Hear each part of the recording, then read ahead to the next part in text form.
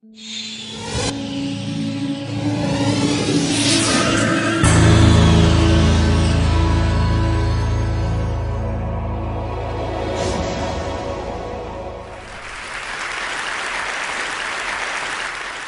is Tim Ferris, circa 1979 AD, age 2. You can tell by the power squat, I was a very confident boy. And not without reason. I had a very charming routine at the time, which was to wait until late into the evening when my parents were decompressing from a hard day's work, doing their crossword puzzles, watching television. I would run into the living room, jump up on the couch, rip the cushions off, throw them on the floor, scream at the top of my lungs, and run out. Because I was the Incredible Hulk. Obviously, you see the resemblance. And this routine went on for some time. When I was 7, I went to summer camp. My parents found it necessary for peace of mind. And at noon each day, the campers would go to a pond where they had floating docks, and you could jump off the end into the deep end. I was born premature. I was always very small. My left lung had collapsed when I was born, and I've always had buoyancy problems, so water was something that scared me to begin with. But I would go in on occasion. And on one particular day, the campers were jumping through inner tubes. They were diving through inner tubes, and I thought this would be great fun. So I dove through the inner tube, and the bully of the camp grabbed my ankles. And I tried to come up for air, and my lower back hit the bottom of the inner tube. And I went wild-eyed, and I thought I was going to die. And the camp counselor fortunately came over, separated us. And from that point onward, I was terrified of swimming. And that is something that I did not get over. And my inability to swim has been one of my greatest humiliations and embarrassments. And that is when I realized that I was not the Incredible Hulk. But there's a happy ending to this story. At age 31, that's my age now, in August, I took 2 weeks to re-examine swimming and question all of the obvious aspects of swimming, and went from swimming 1 lap, so 20 yards, like a drowning monkey, at about 200 beats per minute heart rate, I measured it, to going to Montauk on Long Island, close to where I grew up, and jumping into the ocean, swimming 1 kilometer open water, getting out and feeling better than when I went in. And I came out, my Speedos, European style, feeling like the Incredible Hulk. And that's what I want everyone in here to feel like, the Incredible Hulk at the end of this presentation. More specifically, I want you to feel like you're capable of becoming an excellent long-distance swimmer, a world-class language learner, and a tango champion. And I would like to share my art. If I have an art, it's deconstructing things that really scare the living hell out of me. So, moving onward. Swimming, first principles. First principles, this is very important. I find that the best results in life are often held back by false constructs and untested assumptions.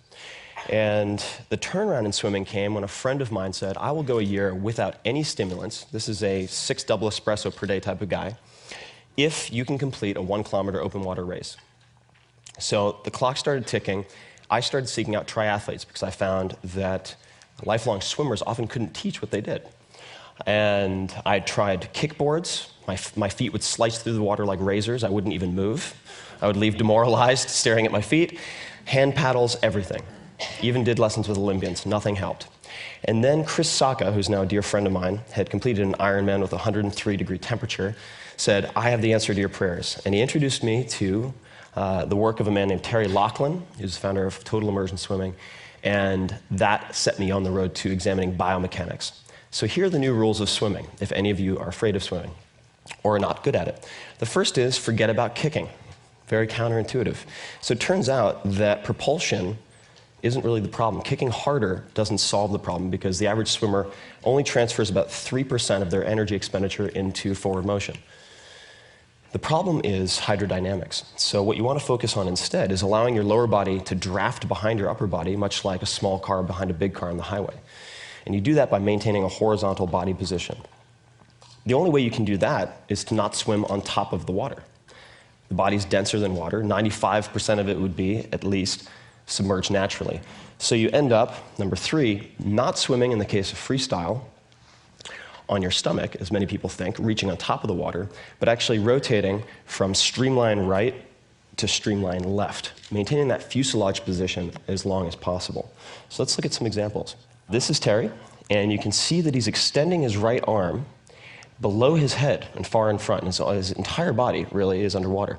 And the arm is extended below the head. The head is held in line with the spine so that you use strategic water pressure to raise your legs up. Very important, especially for people with lower body fat. And then here's an example of the stroke. So you don't kick, but you do use a small flick. So you can see this is the left extension, and then you see his left leg, small flick, and the only purpose of that is to rotate his hips so he can get to the opposite side. And the entry point for his right hand, notice this, he's not reaching in front and catching the water. Rather, he is entering the water at a 45-degree angle with his forearm and then propelling himself by streamlining. Very important. Incorrect above, which is what almost every swimming coach will teach you. Not their fault, honestly, and I'll get to implicit versus explicit in a moment.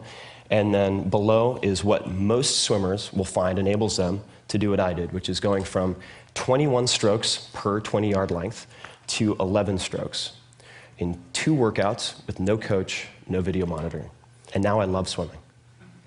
I can't wait to go swimming. And I'll be doing a swimming lesson later for myself if anyone wants to join me. Last thing, breathing, problem a lot of us have, certainly, when you're swimming. In freestyle, easiest way to remedy this is to turn with body roll and just to look at your recovery hand as it enters the water. And that will get you very far. And that's it. That's really all you need to know. Languages, material versus method.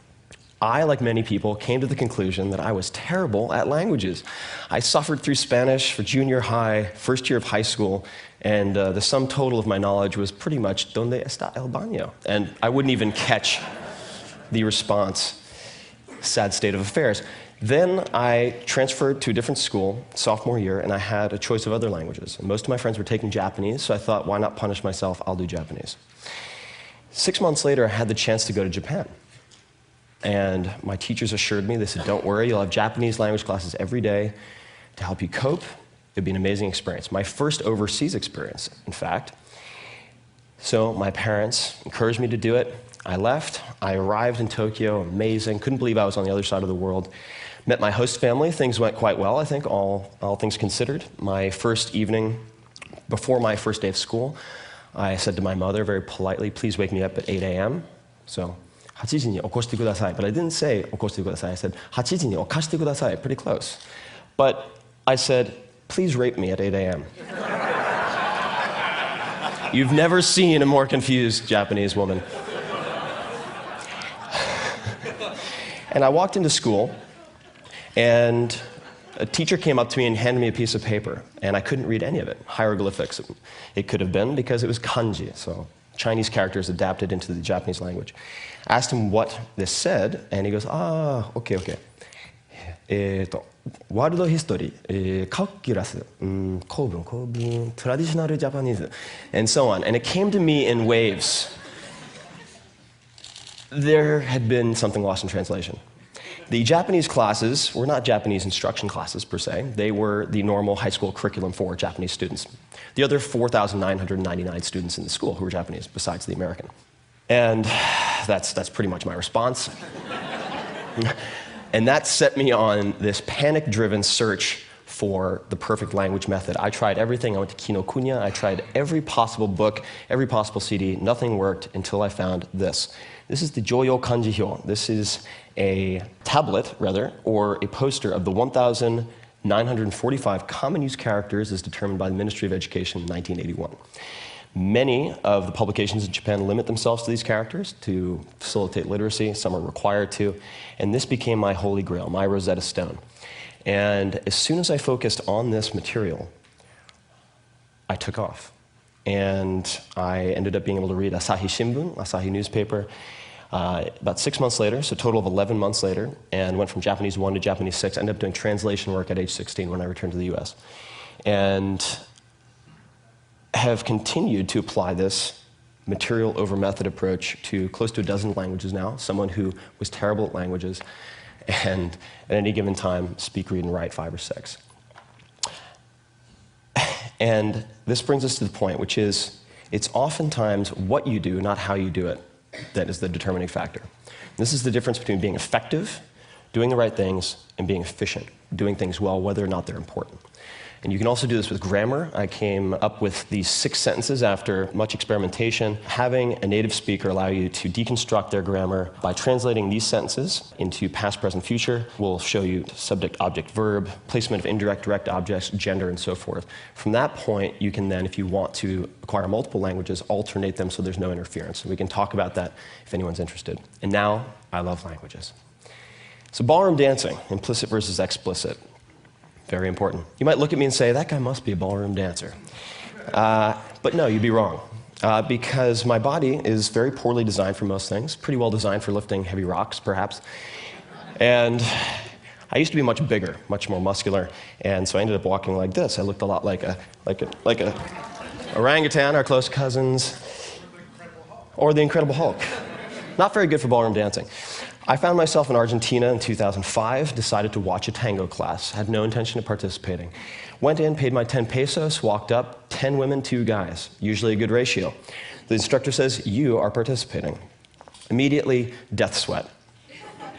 Fight or flight, fear sweat, because I tried ballroom dancing in college, stepped on the girl's foot with my heel, she screamed. I was so concerned with her perception of what I was doing that it exploded in my face, never to return to the ballroom dancing club. She comes up, and this was her approach to teaching. Okay, come on, grab me. Gorgeous assistant instructor. She was very pissed off that I had pulled her from her advanced practice. So I did my best, didn't know where to put my hands, and she pulled back, threw down her arms, put them on her hips, turned around and yelled across the room, this guy's built like a goddamn mountain of muscle, and he's grabbing me like a fucking Frenchman. Which I found encouraging. Everyone burst into laughter. I was humiliated. She came back. She goes, come on, I don't have all day. As someone who wrestled since age 8, I proceeded to crush her, of mice and men style. And she looked up and said, now that's better. So I bought a month's worth of classes.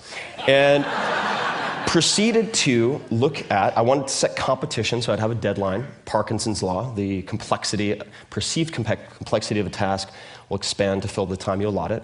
So I had a very short deadline for a competition. I got a female instructor first to teach me the female role, the follow, because I wanted to understand the sensitivities and abilities that the follow need to develop, so I wouldn't have a repeat of college. And then I took an inventory of the characteristics, along with her, of the capabilities and elements of different dancers who had won championships. And then I interviewed these people, because they all taught in Buenos Aires, and I compared the 2 lists. And what you find is that there's explicitly expertise they recommended, certain training methods, and then there were implicit commonalities that none of them seemed to be practicing. Now, the protectionism of Argentine dance teachers aside, I found this very interesting. So I decided to focus on 3 of those commonalities. Long steps, so a lot of milongueros, the tango dancers, will use very short steps, and I found that longer steps were much more elegant, so you can have, and you can do it in a very small space, in fact. Secondly, different types of pivots.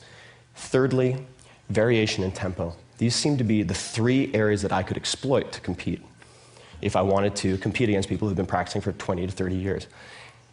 That photo is of the semifinals of the Buenos Aires Championships 4 months later. Then 1 month later, went to the World Championships, made it to the semifinal, and then set a world record following that 2 weeks later. I want you to see part of what I practiced. And I'm going to jump forward here, but this is the instructor that Alicia and I chose for the male lead. His name is Gabriel Misé, one of the most elegant dancers of his generation, known for his long steps and his tempo changes and his pivots. Alicia, in her own right, very famous. So I think you'll agree they look quite good together. Now, what I like about this video is it's actually a video of the first time they ever danced together because of his lead. He had a strong lead. And he didn't lead with his chest, which requires you lean forward. I couldn't develop the attributes in my toes, the strength in my feet to do that. So he uses a lead that focuses on his shoulder girdle and his arm. So he can lift the woman to break her, for example, as just one benefit of that. So then we broke it down. This would be an example of one pivot. This is a back step pivot. There are many different types. and I have hundreds of hours of footage, all categorized, much like George Carlin categorized his comedy. So using my arch nemesis, Spanish, no less, to learn tango. So fear is your friend. Fear is an indicator.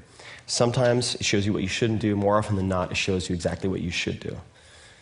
And the best results that I've had in life, the most enjoyable times, have all been from asking a simple question: what's the worst that can happen? Especially with fears that you gained when you were a child. Take the analytical frameworks, the capabilities you have, apply them to old fears, apply them to very big dreams. And when I think of what I fear now, it's very simple. When I imagine my life, what my life would have been like, without the educational opportunities that I had, it makes me wonder. And I've spent the last 2 years trying to deconstruct the American public school system to either fix it or replace it, and have done experiments with about 50,000 students thus far, built, I'd say, about a half dozen schools with my readers at this point.